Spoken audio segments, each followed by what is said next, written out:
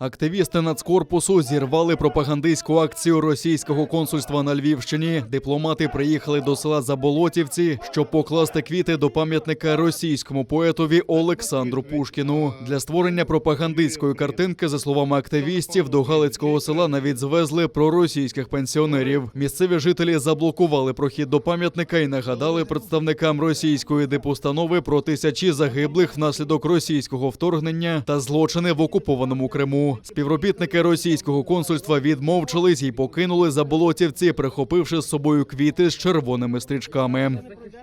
Хлопці, скажіть, будь ласка, чий Крим? Будь ласка. Так от у вас добре? Добре там, Франк? Так.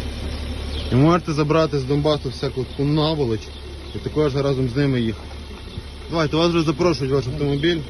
Сідай, машину.